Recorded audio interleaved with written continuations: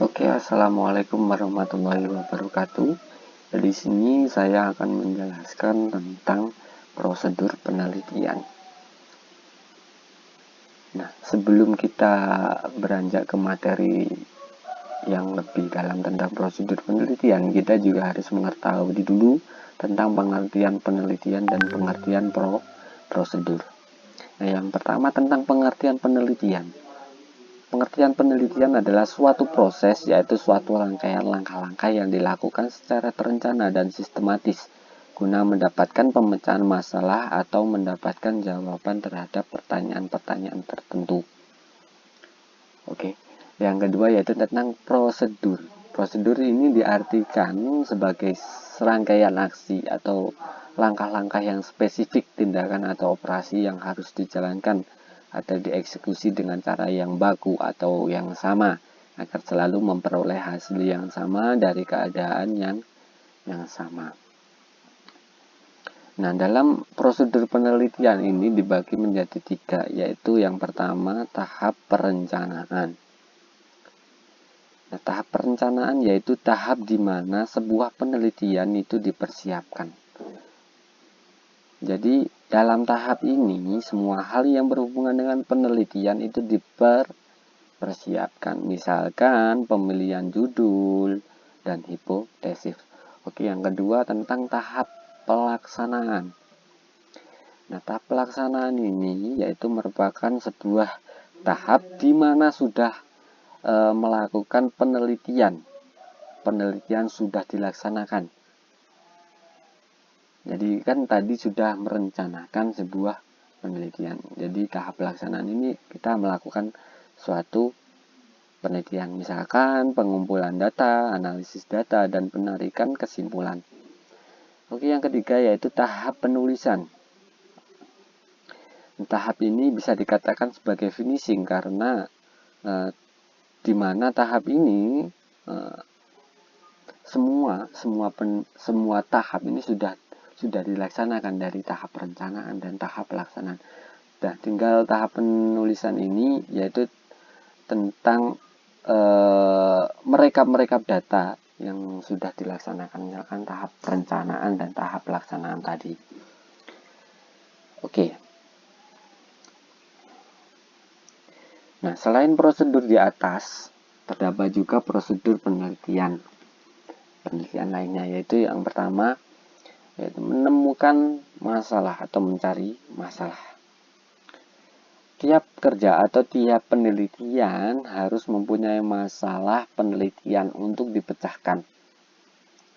Nah, perumusan masalah penelitian merupakan kerja yang tidak mudah, termasuk bagi kita sendiri yang masih ambigu.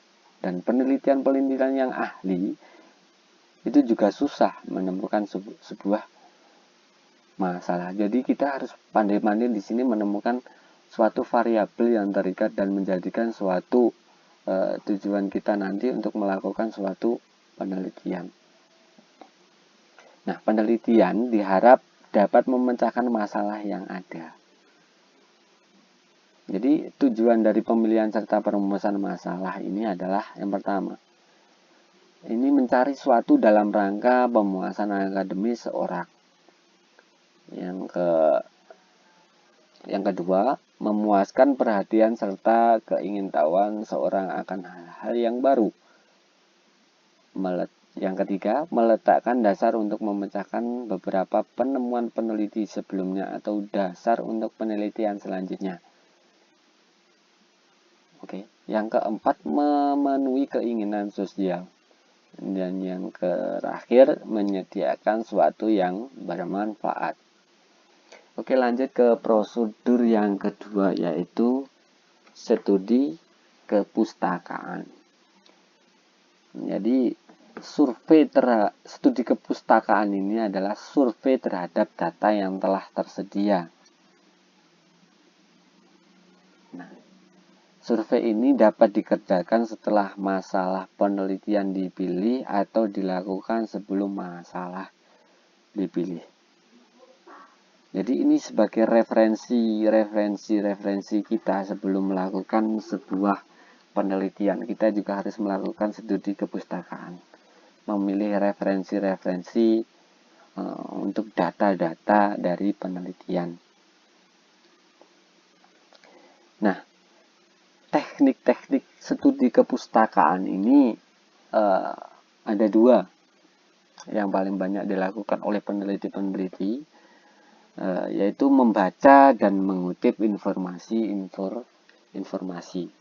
baik yang dulu, informasi yang dulu dan informasi yang update. Terus prosedur selanjutnya itu yang ketiga tentang hipotesis. Nah, hipotesis ini dilakukan setelah penelitian menelaah hasil-hasil penelitian dari peneliti-peneliti terdahulu melalui studi kepustakaan. Nah, peneliti telah memilih dan merumuskan masalah penelitian yang akan dipecahkan. Jadi studi kepustakaan ini juga sebagai titik acuan kita mendapatkan referensi dari peneliti-peneliti dulu. Jadi kita juga harus melihat apa sih karya-karya penelitian dari orang lain. Terus misalkan sesuai kebutuhan kita, misalkan penelitian kita sama dengan orang lain. Itu kita harus juga kita sebagai jadikan referensi untuk penelitian. Nah, terus yang keempat, menentukan dan menyusun instrumen.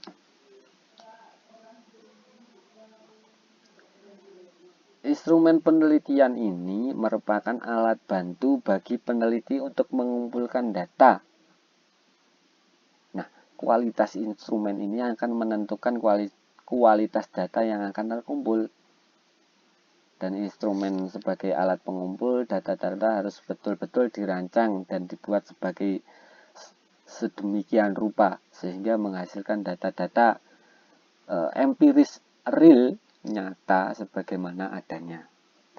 Jadi misalkan instrumen ini media kita untuk melakukan suatu penelitian. Misalkan kita menggunakan laptop, menggunakan kamera, tape recorder, dan lain sebagainya. Itu sebagai contoh penunjang kita untuk mencari sebuah data yang real, mendapatkan data-data yang sesuai dengan empiris kenyataan sebagaimana adanya. Terus yang kelima, itu memilih pendekatan. Nah, jadi memilih pendekatan ini sebenarnya bisa lebih tepat ditempatkan setelah penelitian menemukan dengan tegas variabel. Maksudnya permasalahan yang akan kita teliti, kita harus tegas. Nanti biar misalkan kita dapat bisa menemukan pendekatan-pendekatan itu dengan mudah. Nah, memilih pendekatan yang cocok merupakan salah satu unsur yang penting dalam melakukan suatu penelitian.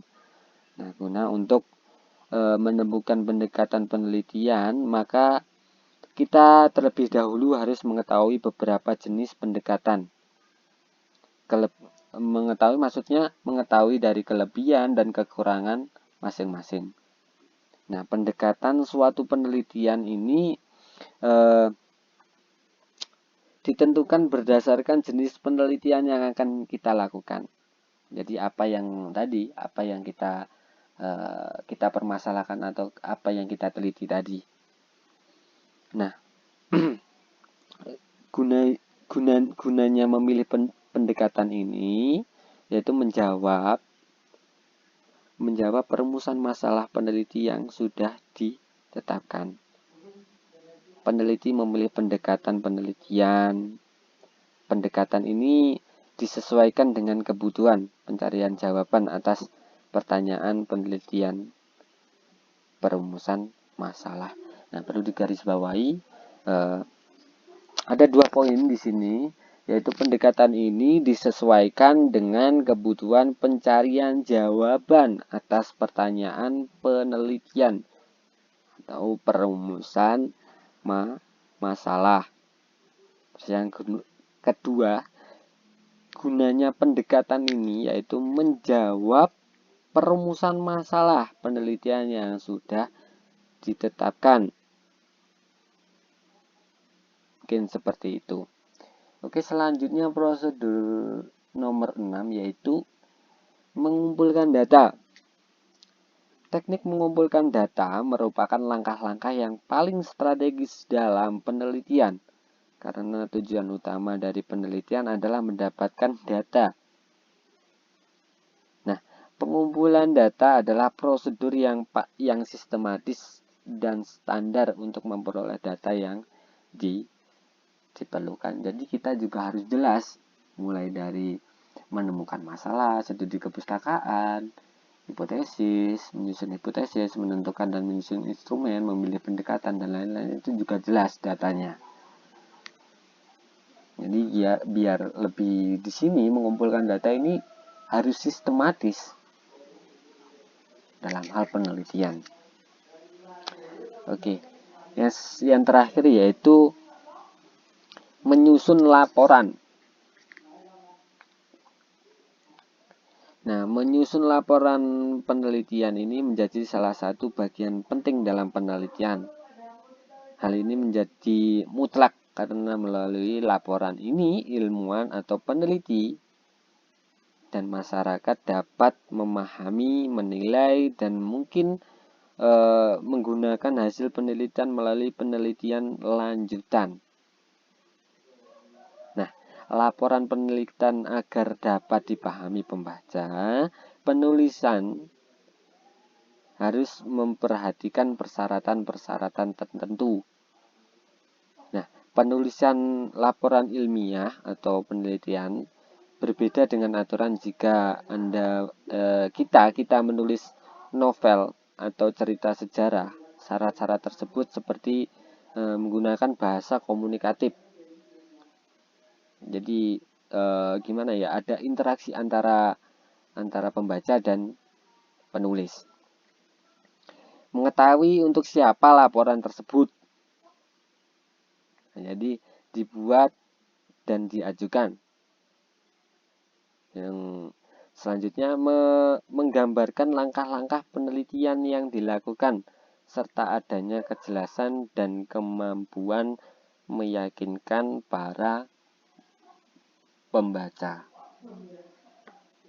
Mungkin cukup itu yang bisa saya jelaskan, dan mungkin ada perkataan atau kekurangan materi yang saya sampaikan. Saya mohon maaf yang sebesar-besarnya. Dan mungkin nanti bisa langsung ditanyakan atau bisa langsung didiskusikan. Sekian dari saya. Wallahul muwaffiq ila aqwamit thoriq. Semoga wassalamualaikum warahmatullahi wabarakatuh.